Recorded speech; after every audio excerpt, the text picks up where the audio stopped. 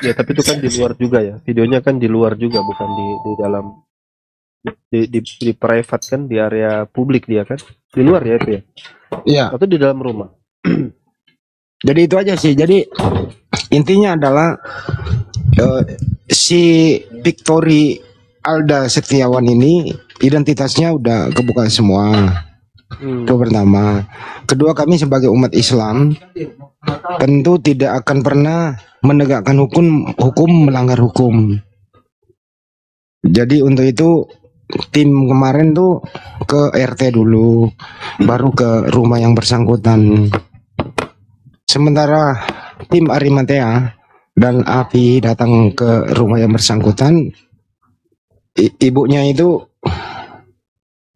nelpon anaknya, nggak direspon. 3 kali dia telepon, nggak direspon.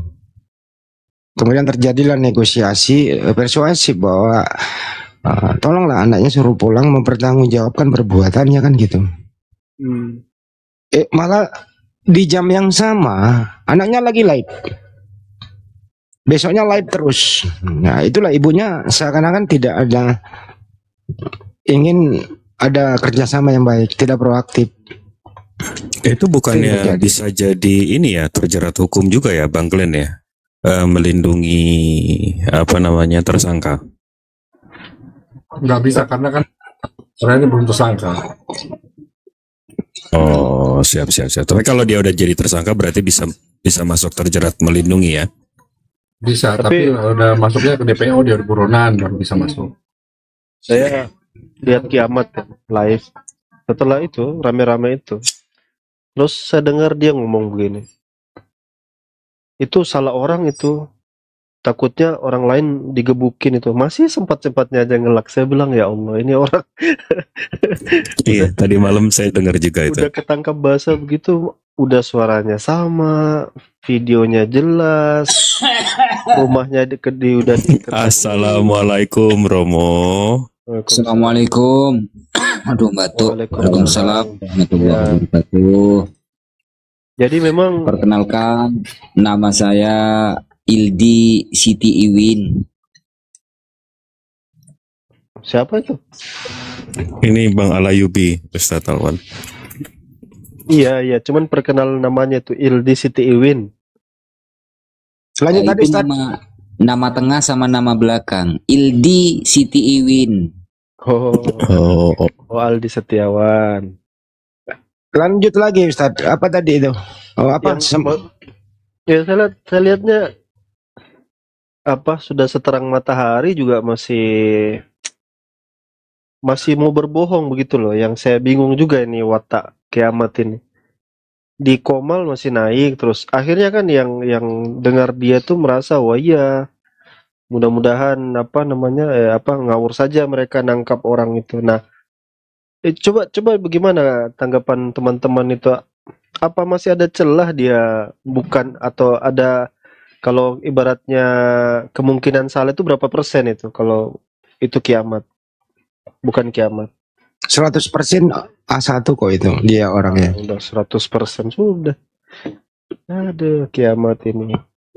Bahkan untuk menandakan dia 100%, orang tuanya bersama pamannya. Yang laki itu kan pamannya, ibu itu ibunya. Dikasih lihat fotonya, dikasih lihat fotokopi KTP-nya. Iya benar, ini anak saya, ini ponakan saya. Nah, kalau si Kiamat di luar sana masih punya hati-hati itu nanti salah orang, ya itu bagian terakhir cara untuk menghindar. Itu aja sih. Nah ini anak kan memang memang cerdas, lihai dalam hal segala cara. Lebih ke licik sebenarnya, bukan cerdas, lebih ke licik. Licik karena cerdasnya dia licik gitu aja sih. Wah ngeri ya. Berarti Api udah megang. Iya. Tapi saya baru nangkep nih barusan. Berarti ngeri juga ya. Api udah megang KTP-nya Kiamat ya, kurang lebih Bang Hendy menyatakan barusan. Betul sekali ada.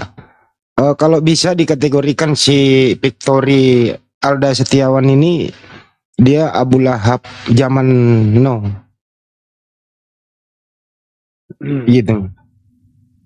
lebih berbahaya gerakannya kalau nggak segera diamankan. Gitu. Paling dikirim ke Los Angeles lagi tuh. Ke kumpulannya Sofiatul tuh. Ya, tapi aku mendengarkan info katanya sih rencana dia mau kabur ke luar negeri. Dia silakan saja. Tapi mau sampai berapa lama di sana? Kalau Saifuddin Ibrahim kan, ya pikir-pikir sudah tua kan. Dia menghindar dari hukum ya. Tapi kalau masih muda seperti itu kan, apa mau seumur hidup di luar Indonesia gitu. Ya mungkin kalau ada yang membantu sementara dia menikmati kebahagiaan. Tapi sesudah itu apakah orang nggak bosan ya memberi bantuan secara kontinu? Nggak juga toh. Buktinya si Udin coba. Orang bosan juga toh. Buktinya si KC. Bosan juga toh.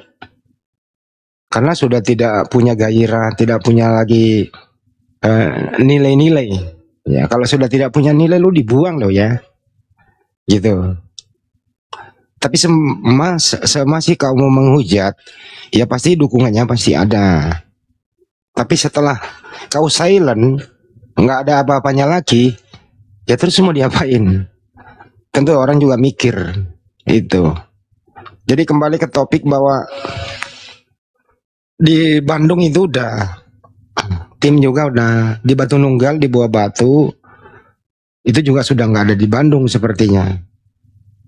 Kemungkinan udah bergeser ini ke Selat Sunda. Kalau menurut perkiraan saya, daripada saya diamankan, lebih baik saya mengamankan diri di Selat Sunda, di Anak Krakatau. Di sana kan nggak ada penghuni tuh. Mungkin udah di sana dia.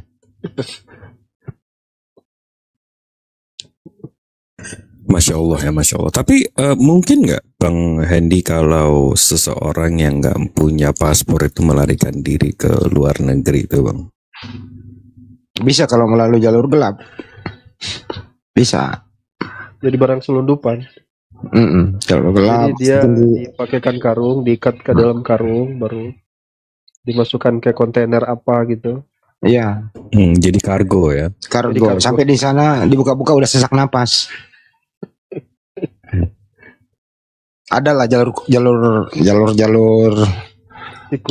tikus ada, tapi nihil kemungkinan kalau melalui jalur tikus.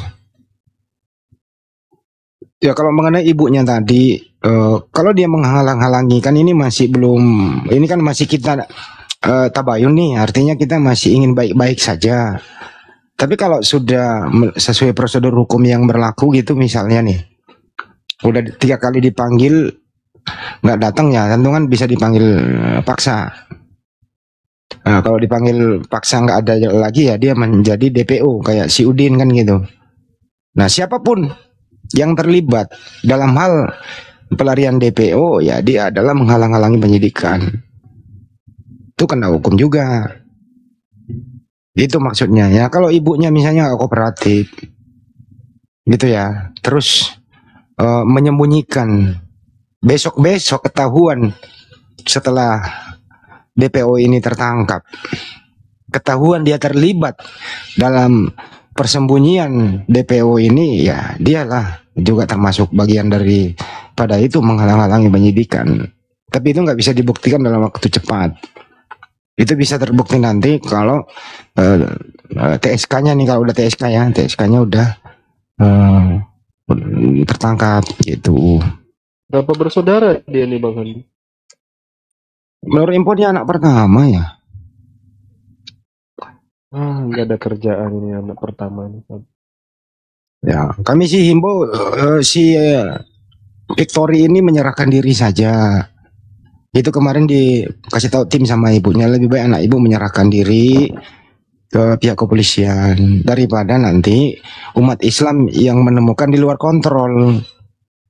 Kan gitu. Insya Allah kalau Api, Arimatea dan yang lain-lain tuh ya kita masih batas ada hukum. Nah, itu yang kita tidak inginkan tentunya. Negara kita negara hukum, nggak boleh main hakim sendiri, malah ada pelesetan kemarin. Bener Bang Andi, nggak boleh main hakim sendiri. Tapi kalau rame-rame boleh. Nah ini kan berbahaya kalau pelesetan kayak gini. Bener nggak? Iya, benar juga itu. Ya, tapi nggak salah juga barusan konsepnya. Kalau sendiri nggak boleh, rame-rame boleh katanya. Nah ini bisa terjadi rame-rame kalau udah di luar kontrol. Makanya sebelum itu terjadi lebih baik baik-baik saja. Kan gitu.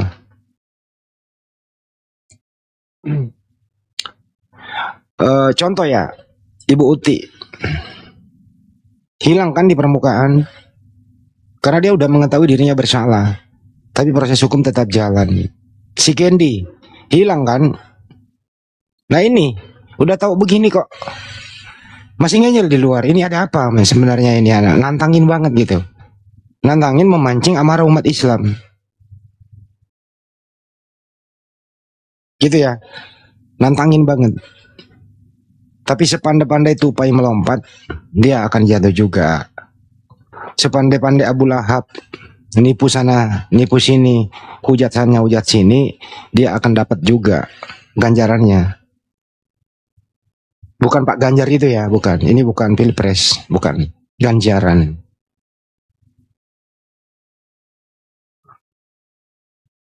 Tapi kalau udah KTP di tangan sih insya Allah nggak jauh ya.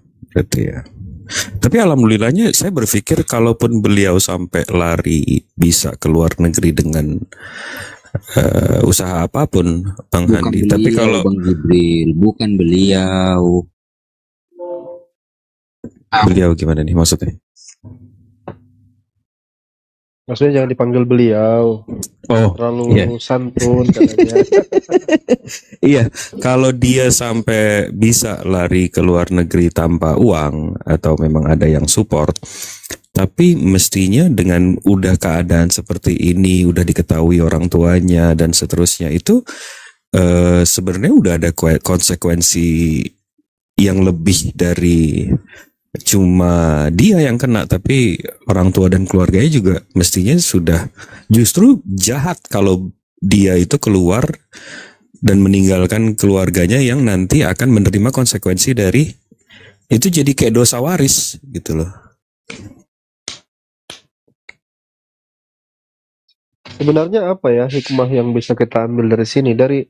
Dari dulu kan saya sering bilang bahwa tingkatan terendah dalam berapologetika itu kan menghujat. Jadi seperti kiamat ini kan yang kalau lihat dari latar belakang dia guru les matematika, ya kan backgroundnya guru les matematika, dia nggak tahu sama sekali tentang Islam sebenarnya. Nah yang dia ambil itu adalah teman-teman yang memang penghujat, jadi dapat ilmunya ilmu hujatan. Jadi nah itu resiko udah salah pilih teman itu.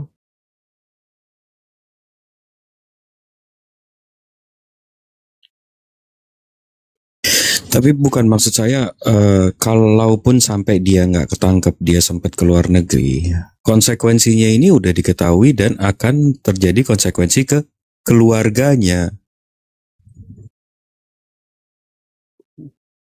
Ya, itu benar juga.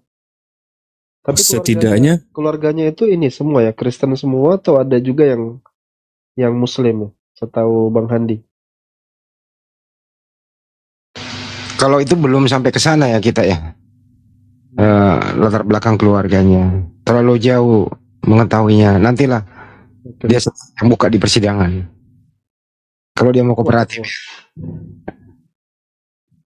Ya penasaran saja dia tinggal di lingkungan seperti apa gitu. Apakah mayoritas Muslim dia tinggalnya ataukah memang di situ mayoritas kampung Kristen? Kalau kita lihat sendiri sih di Malang kan seperti itu memang. Oh di Malang ya? Malang di mana? Di Batu Malang apa di Malangnya? Ya nggak jauh dari rumahnya Ustaz Wakid. Oh, soalnya saya pernah main-main ke Malang soalnya di daerah Kota Batu ya.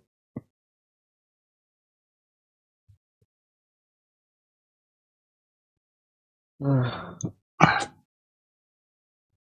Iya. Ini saya telepon Kak Wakil nggak direspon, belum diangkat, sibuk kali beliau. Emang di Malang itu memang ramai umat Kristen kah atau gimana? setahu saya di Salatiga. Kalau Di sana Jawa Timur, misionarisnya. Salatiga, misionaris. Orang Malang rupanya. Siapa tuh Mbak? Siapa yang di Malang tuh? Mualaf. Siapa lagi yang ada YouTube-nya? Natalia, kira Ya, Mbak Natalia tuh Malang. Ya. Mbak Asmara Loka juga Malang itu. Itu Malang juga. Wah. Assalamualaikum warahmatullahi wabarakatuh. Waalaikumsalam. Waalaikumsalam warahmatullahi wabarakatuh. Waalaikumsalam warahmatullahi wabarakatuh. Wah, ada Asmara. Pak Jib, tanya dong gimana perkembangan kasus Petra ini? Oh, Petra. Itu Ya. masih kita iniin dulu karena waktu pas saya mau mengutarakan itu tiba-tiba kasus kiamat ini maju. Jadi kita fokus ke sini dulu. Karena yang ini kita lagi bahas karena udah kena ke keluarganya, ke KTP-nya, ke tempatnya. Waduh. Siap. Ini Mbak Asmara Loka ini juga di Malang loh. Mbak Natalia juga di Malang loh. Ibu jangan kan lah, Kang masih ada cowok. Kalau cowok, aduh. Saya Malang. Oh, Bang Glenn juga Malang. Oh, Bung Glenn. Malang masjidnya. Kok. Ini Bung Handi, maaf. Iya. Ini. Itu juga. Ada Pak Saya Alif. juga begitu. Nih. Nih, katanya Pak Alif Firmansyah ini dari Malang juga.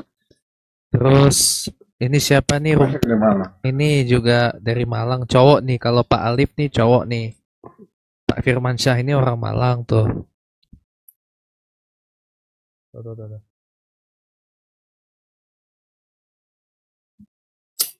Ya, semoga. Ada latar belakang sejarahnya nggak ya? Kenapa mereka di daerah Malang banyak? Ini Netanyahu mau naik lagi nih. Aduh. Dari aja lah. Ini Gak usah Bang. Gak usah Bang Jibril. Gak usah Pak Iya. Jibril. Nggak usah. Bikin sesak-sesak Ada di- napas di sini nih, sempit-sempit. Iya. Karena di mana perkara dengan Kiai Murtad itu? Banyak yang nanya ke saya sebabnya ini. Aduh, saya bilang kalau Kiai Murtad Saya perkara mau dengan Pak tagih Alwan aja. api itu untuk itu tuh. Saya udah ngomong sama dia pakai bahasa Sulawesi. Kalau saya ketemu saya kasih Sulawesi tendangan, dia, Kiai saya kasih Murtad itu. tendangan ini. Saya langgar hukum aja sudah gak apa-apa sih. Saya kasih tendangan bayangan saya kalau saya ketemu. Soalnya dia Sulawesi. menggambar Allah Tuhan saya. Gak terima saya. Nggak melanggar hukum. Kalau dengan bayangan nggak melanggar hukum. Tendangan bayangan gak melanggar Bukan. hukum ya. Gini. Enggak, Kiai Murtad enggak itu kena. orang Sulawesi Kalau toh, bayangan Pak enggak Alwan. Orang Makassar dia. Oh. Orang Makassar. Oh, gitu. Ya. Orang Makassar Ya. tinggalnya di Ya, Macini baik yang nanya ke Sombala. saya sebabnya. Macini Soba. Macini Sombala. Nama wilayah di sini di dekat pantai sini. Iya tahu Macini tahu saya. Oh. Ya, Macini Sombala. Ada saya dapat datanya Pak. Wak Sondi. Assalamualaikum, Wak Sondi. Assalamualaikum warahmatullahi. Waalaikumsalam. Ntar aku pakai ini dulu. Bisa dulu. Iya. Oh, gitu. Banyak yang nanyain saya ini masalahnya. Itu kayak Murtad. Saya bilang udahlah perkara Kiai Alwan dengan perkara Kiai Murtad dengan tanya ke Pak Alwan aja lah, pusing saya.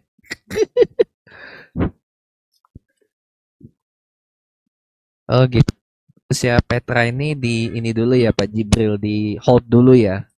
Iya, karena kalau perbandingan hujatannya kan kalau yang satu profesional, udah menjadi apa ya, kerja, sementara Petra kan ya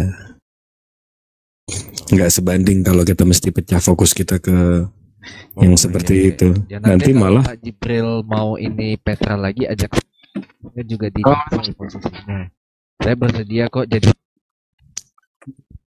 Petik. putus Bang Hendy. Bang James juga mikrofonnya terlalu dekat kayaknya. Putus-putus Bung Han. Oh ya, nanti kasih penjelasan yang lebih akurat ya.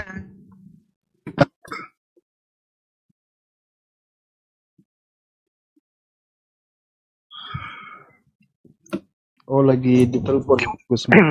Kemarin waktu ke rumah si Kiamat itu gimana sih respon orang tuanya, Ustaz? Orang tuanya itu kan enggak, yang banyak kita bicara itu sama pamannya, dan pamannya dia amat sangat ketakutan pamannya. Makanya kita bilang kalau ketemu kita sih enggak ada masalah. Yang takutnya tuh ketemu masa terus tanpa babi bu dihabisi semua, rumah apa diserang, kan jadi kacau kan. Betul. Makanya jenengan juga harus bantu kami. Oh iya ya Pak, ya Pak. Kalau ada yang bilang mamanya tuh rada-rada gila juga, gimana? Tapi waktu itu jadi keluarga kacau.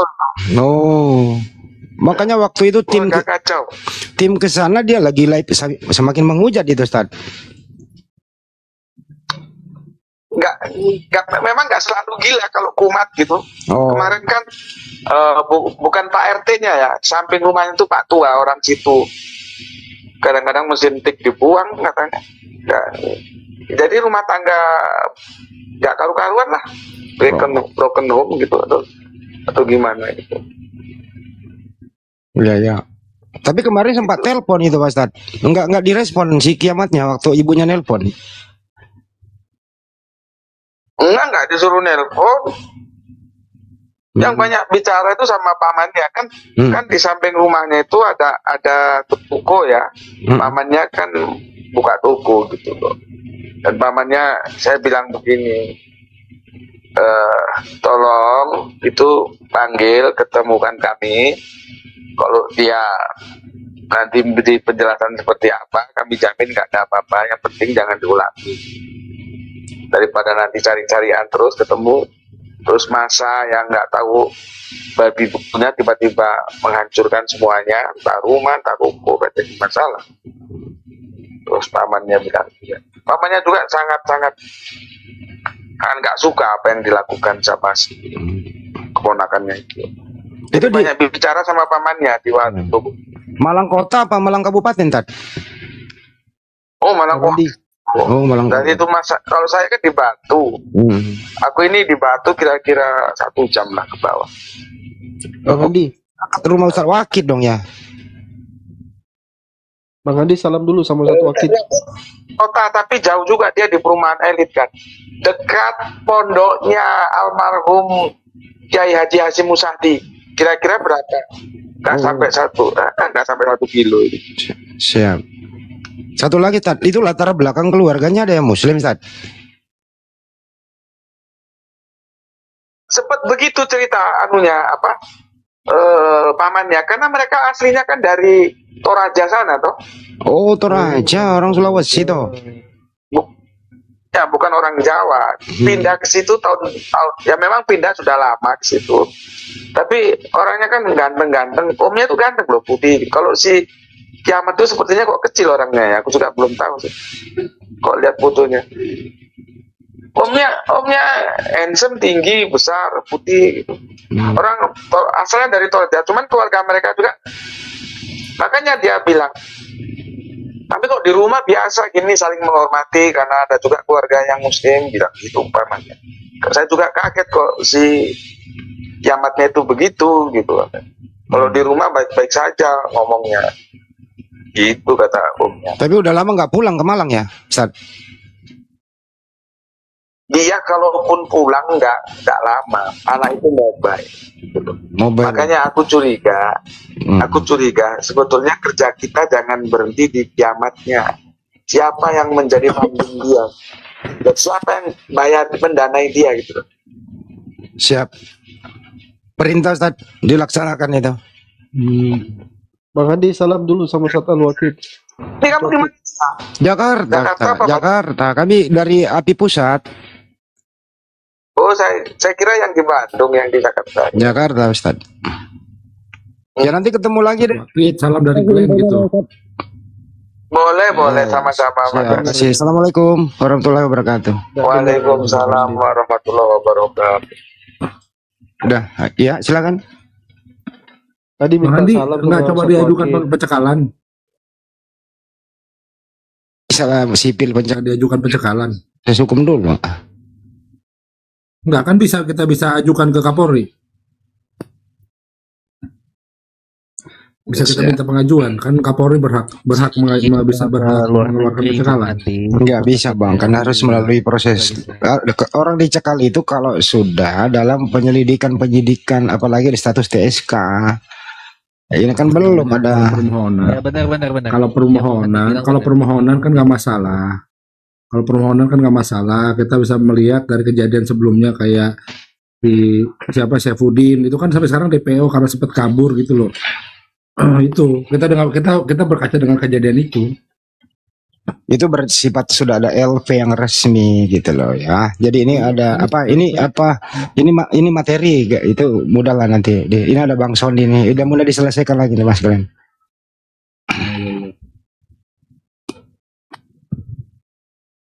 Itu tadi suaranya Gus Petik. Bukan Ustadz Wakil itu tadi itu ya? Bukan Ustaz, Gus Petik itu. Oh, kok? Oh, saya pikir Ustadz Wakil tadi. Bukan Gus Petik. Buat ininya ya Bung Handi tadi yang nelpon Bung Handi tadi salam saya James Winston Jakarta.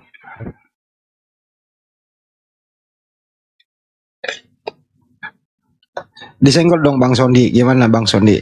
Arahannya biar kita adem semua nih. Assalamualaikum Bang Andi semua, Iwan Firaus, Buya Alwan, Waalaikumsalam. Assalamualaikum udah. Dinda Jibril. Gimana udah Sondi? Ada masukankah dari apa yang kita bahas barusan? Apa yang dimasukkan nih, Dek? Ada langkah-langkah ekstra yang perlu kita Extraordinary. Extraordinary. Jangan ini pas Penanganan khusus ya. Turun ya. Jangan Buya. Maghrib. Oke. Bu, Buya terima itu kasih. lah. Assalamualaikum warahmatullahi wabarakatuh. Waalaikumsalam warahmatullahi wabarakatuh. Waalaikumsalam warahmatullahi wabarakatuh. Silakan Bang agar edukasi buat saudara-saudara kita dalam hal seperti ini gitu, Bang Sondi, silakan. Ya, makasih Bang Andi. Ini kita cuma diskusi aja ya. Memang yang namanya kita mengeluarkan pendapat itu kan dilindungi oleh konstitusi kita. Itu tertera di pasal 29, setiap orang berhak untuk mengeluarkan pendapat, berserikat, berkumpul dan sebagainya gitu. Nah, artinya ruangan itu diberikan oleh negara kepada kita. Tetapi bukan berarti dalam ruangan itu tidak ada aturan main. Harus ada aturan mainnya. Artinya kebebasan itu diperbolehkan, tapi tentunya kebebasan itu juga melindungi dan menjaga hak orang lain. Nah, persoalan masalah penista agama ini kan ranah yang sangat sensitif ya. Karena ini menyangkut tentang kehidupan berbangsa dan bernegara. Apalagi kalau tentang penghujatan itu luar biasa. Karena bagaimanapun juga kalau namanya menghujat agama itu, siapapun orangnya, apalagi ini kita muslim ya. Kafir-kafirnya kita orang muslim, kalau udah agamanya dihina, agamanya dicela, itu kafir itu hilang itu. Pasti girohnya itu bangkit. Apapun itu. Nah, ini terjadi lah ya. Dalam hal dunia perdebatan ini memang kalau kita nggak kuat mental, kalau kita nggak punya ilmu yang berlebih, jangan coba-coba kita masuk ke dunia namanya dunia apologet. Karena ini tetap yang bermain itu adalah jam terbang. Nah, tentu banyak harapan yang ada dalam pikiran para ikhwan filah ya. Kalau ada seseorang itu menghujat agama kita, ini gimana nih dalam segi hukum? Nah, artinya kalau kita bicara segi hukum, tentu harus kita mempunyai barang-barang bukti yang kuat dulu. Artinya gini, kita harus bisa membedakan antara barang bukti dengan alat bukti. Barang bukti itu adalah petunjuk awal dalam sebuah pembukaan kasus. Kalau ternyata barang bukti itu bisa diterima, dia akan menjadi alat bukti. Nah, begitu pula dengan kiamat. Ya, kita sudah berusaha untuk melakukan segala cara. Ya, mendatangi rumah orang tua beliau itu kan melakukan secara persuasif lah ya. Kalau seandainya tidak lanjuti, tentu ada jalur lain yang namanya jalur hukum. Nah, persoalan kiamat ini sebenarnya namanya delik aduan. Delik aduan ini berarti siapapun, bukan delik aduan, delik umum, maaf, ini delik umum. Maksud delik umum itu siapapun, setiap warga negara dia berhak untuk melaporkan perilaku yang dilakukan oleh seseorang terhadap agamanya. Itu bisa. Di mana kita bisa melaporkan? Melaporkan itu bisa di Polres setempat. Silakan laporan situ. Tentu harus membawa barang-barang bukti yang kuat. Ya kan, barang-barang bukti yang kuat. Nah, tentu kembali lagi laporan kita ini yang namanya penyidik. Setiap laporan itu dia wajib menerima. Tetapi belum tentu setiap laporan itu bisa ditingkatkan ke tahap prosesnya gitu loh. Kenapa? Tergantung barang bukti kita yang kuat. Kalau barang bukti kita yang kuat, cukup kuat rasanya, ini biasanya kasus ini akan dinaikkan oleh penyidik itu yang namanya penyidikan. Nah, disinilah nanti akan diproses. Kalau memang betul ini sudah menemukan 2 alat bukti yang kuat, kalau ada indikasi misalnya yang bersangkutan ini akan melarikan diri, menghilangkan barang bukti dan sebagainya, itu baru namanya penegak hukum bisa mengusulkan ke imigrasi atau kemana saja yang namanya pencekalan. Jadi pencekalan itu tidak bisa berasal dari organisasi, tidak bisa berasal dari person to person. Itu adalah hak mutlak dari namanya penyidik. Penyidik itu kalau kita bicara dari segi hukum Indonesia, penyidik itu ada 2. Bukan hanya dari Polri saja, tapi juga dari kejaksaan. Tentu kalau kejaksaan kasusnya kayak begitu itu kasus korupsi ya. Tapi kalau kasus kriminal murni yang namanya penistaan agama ini di bawah naungan Polri. Jadi harus kita luruskan bahwasanya pencekalan itu mutlak hak penyidik, tidak ada hak kita. Tidak ada hak kita. Karena kalau seandainya rambu-rambu aturan main itu ada. Nah, sekarang ini kembali apakah kiamat ini sejauh mana prosesnya? Tentu prosesnya ada hal-hal yang bisa kita tampilkan di publish, ada hal-hal itu kita rahasiakan. Karena tidak semuanya akan kita tampilkan ke publish. Apalagi ini menyangkut materi penyidikan, ini nggak boleh kita sampaikan. Jadi inilah sebatas hukum beracara di tempat kita. Namanya hukum beracara ya. Kalau udah masuk ke penyidik itu namanya hukum beracara. Mungkin demikian Bang Andi. Sepintas informasi Bang Andi atau Dinda Jibril. Apa dong? Mantap. Jadi intinya adalah edukasi hukumnya itu ada. Kita ini sebagai warga negara Indonesia yang baik, apalagi kita umat Islam, tidak boleh main hakim sendiri. Jangan lagi dipelesetkan. Kalau sendiri nggak boleh, rame-rame boleh nggak juga, gitu. Artinya serahkan semua ke penegakan hukum. Itu sih intinya ya. Dan harus ngerti dasar-dasarnya seperti apa. Kalau yang dilakukan tim itu persuasif, kita mendatangi orang tuanya agar menegur anaknya. Kali-kali orang tuanya, keluarganya belum paham apa kelakuan anaknya di luar rumah, supaya orang tuanya bisa menasehati. Tapi anehnya ini Bang Sondi dan teman-teman, setelah itu tim sudah memberitahu, malah semakin menjadi anaknya. Nah, ini sepertinya ada semacam miskomunikasi antara orang tua dan anak. Sebagaimana disampaikan tadi Pak Subandi atau Gus Betik, itu sepertinya nggak ada chemistry lagi antara anak dan ibu dan keluarga. Ibunya juga rada-rada pusing gitu. Nah, gimana nyikapi kalau udah kayak begini ya? Intinya ya menurut Bang Sondi ya, pakai LP biar ya pihak yang berwajib yang bekerja. Betul ya Bang Sondi begitu? Betul Bang Andi. Jadi kalau kulihat Bang ini ada dua indikasi ya kenapa yang bersangkutan itu malahan semakin luar biasa dia menghujat ya. Pertama itu indikasinya dia ingin membuktikan, biasanya kalau orang dalam kegamangan, orang dalam kegalauan, dia mencoba untuk menutupi dengan dalil bahwasanya itu bukan dia. Itu loh, ini aku nih. Itu tuh bukan aku loh, aku nggak gentar loh dan lain sebagainya. Padahal itu hanya menutupi kekurangan diri dia. Karena kalau itu bukan dia, nggak mungkin kita sampai ke rumah orang tuanya kan. Itu yang pertama. Yang kedua, memang ini ada semacam, mohon maaf, kalau kita yang namanya curiga itu kan sah-sah saja ya.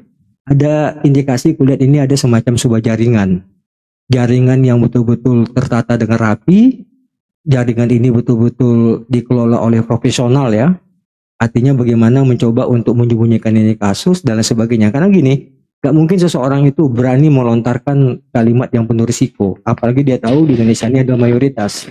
Pasti ada di belakang ini ya dalam hal yang mendanai lah. dengan hal mundane, karena seperti selama ini kita ketahui ya, semakin dia luar biasa dia menghujat, maka semakin tinggi semakin tinggi tarif yang dia dapat. Ini kan informasi seperti ini nilai jualnya banyak tinggi lah ya. Iya, nilai jualnya semakin tinggi. Nah, ini kita lihat ada 2 indikasi seperti itu. Nah, artinya memang ada ada semacam jaringan lah. Karena bagaimanapun juga yang namanya orang menghujat itu ya, apalagi di daerah mayoritas, itu pasti dia udah tahu efek-efek negatifnya. Jadi ini mencoba untuk ditutupi dan lain sebagainya itu. Makanya ini intinya satu aja, ini kerjasama kita semua. Ya, kerjasama kita semua, artinya kita tidak hanya boleh menggantung harapan dengan satu organisasi, 2 organisasi, tidak.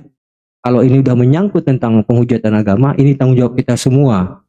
Ya, tanggung jawab kita semua. Ya, misalnya seperti apa itu tadi saya katakan dari awal, karena ini bentuknya delik umum. Delik umum itu siapapun boleh mengadukan. Semakin banyak kita buat laporan ke polisian dan semakin kita viralkan, nah ini tentunya akan ditanggapi oleh Polri, karena selama ini jujur saja saya katakan di sini, kekurangan hukum kita selama ini satu, semakin tidak diviralkan semakin tidak ada tindak lanjut, tapi semakin dia diviralkan itu akan cepat direspon. Itu Bang Andi, ada gambarnya Bang Andi. Betul sekali. Jadi ada 2 macam ya, untuk pihak kepolisian itu bekerja secara LP maupun tidak LP. Bagaimana bahasa hukumnya itu Bang Sundi? Kalau yang tidak memakai LP itu namanya restoratif justice. Itu melakukan pendekatan secara musyawarah dan mufakat, artinya tidak seluruh kasus itu bisa dinaikkan ke ini. Tapi kalau delik umum nggak bisa Bang Andi, itu restoratif justice itu biasa untuk delik aduan, hubungan person to person gitu loh. Itu Bang Andi. Seperti anak Batak kemarin nggak ada pelapor loh. Waktu di itu nggak ada pelapor. Jadi agak sedikit kredit viral, ya polisi langsung bergerak mengamankan. Hampir sama dengan kasusnya Manubulu, viral di kampung narasumbernya. Beliau narasumber ini dibawa, kemudian pengembangan ya ternyata gurunya ada, termasuk Manubulu, kayak gitu-gitu ya Bang Sundi ya. Betul, sebenarnya di Polri itu kan ada tim cybercrime itu Bang Andi. Cybercrime ini sebenarnya dia itu memantau cuma kadangkala ya ini kelemahan kita lah ya, kelemahan kita itu nih ya, karena aku sedikit paham tentang hukum, banyak kelemahan kita itu dari pihak penyidik itu. Kalau tidak ada bentuk laporan itu mereka nggak mau menanggapi, kecuali itu dipiralkan. Nah, itu dipiralkan. Jadi sebenarnya gerak-gerik itu tuh yang mohon maaf ya, yang namanya kepolisian itu bisa kok. Mencari itu mereka bisa. Siapa yang bilang tidak bisa? Apalagi pihak kepolisian kita itu udah canggih-canggih loh. Mereka punya alat ya. Apalagi di cybercrime itu kan lulusan-lulusan akpol yang terbaik yang menguasai bidang IT itu. Bisa. Cuma kendalanya itu kadang-kadang ya mohon maaf ya, kita sekarang bicara sini ya pasti belum ya, bisa saja ada bagian cybercrime itu memantau, karena cybercrime ini sifatnya kan memang memantau media sosial, apalagi ini menjelang pemilu. Pasti ada, cuma persoalannya kadang-kadang karena kesibukan mereka yang lebih penting mungkin yang mereka prioritaskan, sehingga mereka ya, kita bukan berpikiran negatif ya. Tapi kalau seandainya kita mau memviralkan tentang penghujatan ini, isinya itu di media sosial itu saja, itu bagaimanapun juga sedikit banyaknya pihak Polri itu tergelitik juga mereka untuk menyikapi itu. Itu terjadi seperti Bang Andi sampaikan kemarin itu, kayak anak Batak, kayak pendeta mana itu yang Bang Andi sebutkan tadi itu tidak ada bentuk laporan, cuma memang itu diviralkan waktu itu. Nah, cybercrime langsung bekerja dan nyatanya bisa kok. Itu Bang Andi. Itu kira-kira ya teman. Jadi mohon sabar, jangan terlalu reaktif, tetap dalam prosedur hukum yang berlaku di Republik ini. Kami umat Islam gitu ya, sebenarnya di sana itu sudah agak pergerakan yang kami dari tim API dari Arimatea di Malang itu masih bisa memberitahukan meredam amarah umat Islam di sana. Bisa aja kami provokasi gitu ya, bahwa begini-begini dan seterusnya ya, akhirnya masa bergerak. Tapi kami umat Islam nggak kayak gitu, tetap harus melalui prosedur hukum, nggak ada hal-hal yang bisa main hakim sendiri, apalagi main hakim rame-rame nggak boleh juga. Gitu aja sih. Semoga kedepannya lebih baik dan kiamat tentu semua berharap kiamat harus segera diproses hukum. Orang kayak gini nggak dibiarkan bisa hidup bebas di luar sana. Dia harus mempertanggungjawabkan perbuatannya. Kira-kira gitu ya, Bang? Iya, sepakat. Sepakat. Saya mohon diri dulu ya karena mau pergi ke masjid mau maghrib. Pokoknya saya ikut komandonya Bung Handi, Pak Jibril, Wak Sandi dan kawan-kawan aja. Kalau eksekusi bareng-bareng ajak-ajak saya selama di Jakarta ya. Wassalamualaikum warahmatullahi wabarakatuh. Waalaikumsalam. Waalaikumsalam warahmatullahi wabarakatuh. Ini yang teman yang satu mau bicara, siapa namanya nih? Kok nggak bisa baca nih? Akeong. Pepet Loka. Assalamualaikum Bang Hendy. Waalaikumsalam. Waalaikumsalam warahmatullahi wabarakatuh. Ini kita member baru. Dulu kan apa namanya masuk foto ini. Saya alhamdulillah sudah terdaftar di API tanggal 8 Januari kemarin. Jadi alhamdulillah. Jadi udah bagian dari ini. Cuman sekedar apa namanya saran. Kalau bisa hal-hal yang sekiranya agak top classified itu jangan terlalu diumbar lah Bang. Supaya apa namanya supaya karena kebanyakan kita lihat kan di bawah-bawah ini banyak mata-mata pencari informasi Bang. Ya nggak apa-apa, ini kan bukan materi penyidikan, nggak apa-apa. Ada materi penyidikan kita nggak boleh masuk ke dalam. Ini hanya edukasi hukum aja. Edukasi hukum itu tujuannya agar umat Islam jangan terprovokasi, amarahnya berlebihan. Ya, itu kan kontrol emosinya, kontrol amarahnya. Ya buktinya kemarin kita ke rumah Candy nggak ada apa-apa tuh, gitu ya. Betul. Iya benar sekali. Bagaimana si Candy memprank umat Islam dengan syahadatnya, bagaimana dia berkongko-kongko membahas hadis-hadis dipelesetkan begitu. Kami marah itu waktu itu, marah banget gitu loh. Tapi alhamdulillah kami sama tim dari Majelis Ulama Indonesia, dari Geraha Mualaf, dari API, dari Jamaah Masjid Nur Huda Kelapa Gading. Ya, itu banyak sekali masa. Saya bilang nggak usah terlalu banyak, Ustaz. Kita cukup sini aja. Nanti kalau kebanyak ngontrolnya gimana? Alhamdulillah terkendali kok. Baik-baik gitu. Itu sih intinya, Bang. Dan ya ini kan udah baru-baru kali si kiamat ini. Apalagi kita udah nonton, apalagi saya nonton di langsung dari channelnya Bang Andi sendiri terkait prosesnya dari apa namanya ketemu dengan video yang tidak ada suaranya, non voice atau juga non sound, ada juga yang dengan soundnya. Lalu apa namanya proses-prosesnya itu saya lihat bagaimana orang tuanya saat diberitahu, mimik mukanya kita bisa nilai, kita bisa bisa menganalisis ya. Nah, inilah yang tadi itu dikatakan tadi disampaikan Bang Hendy sendiri, kayak ada ketidaksinkronan di sini. Setelah ada ada kunjungan dari kawan-kawan, lalu tiba-tiba ini orang dia menghujat malah lebih dahsyat lagi hujatannya gitu. Itu kan yang tadi sudah dijelaskan tadi. Jadi kita kalau saya sih sepakat dengan itu, karena ini mengingat dia sedang di fase, katakanlah Pak udah fase udah terbongkar, jadi dia mentalnya sedang agak-agak down dia ini. Ya pastilah di mana-mana. Ini Bang izin mau maghrib. Ya namanya faktor psikologis itu pastilah. Iya. Yang jelas gini loh Bang. Ya. Betul kata Bang Sondi, itu dia agak licik. Kelicikannya itu berdasarkan IQ-nya, bahwa ya lu boleh mengatakan gue adalah victory, gue adalah kiamat, lu datangin rumah orang tua gue gitu loh kata dia. Tapi itu bukan gue gitu loh. Nah, silakan saja, malah semakin nantangin kan gitu. Iya, itu makanya dari transmisi bisa ketahuan lu di posisi di mana kita tahu. Cuma nanti ada timingnya kita say hello buat you gitu loh. Jadi intinya teman-teman semua, ini saya rekam LP satu ya. Jadi kita memberikan semangat support kepada penegakan hukum. Kasus ini kita kawal sampai tuntas. Ya. Itu intinya. Cara mengawalnya ya ada caranya. Cara mengawalnya adalah ya mungkin harus sekali mungkin atau sesering mungkin mempertanyakan perkembangan LP itu. Itu yang penting, kawalnya di situ sampai di mana perkembangannya, bukan mengawal luar prosedur hukum ya. Gitu. Oke, cukup ya Bang. Siap. Baik, terima kasih. Terima kasih banyak Pak Jazakallahu khair.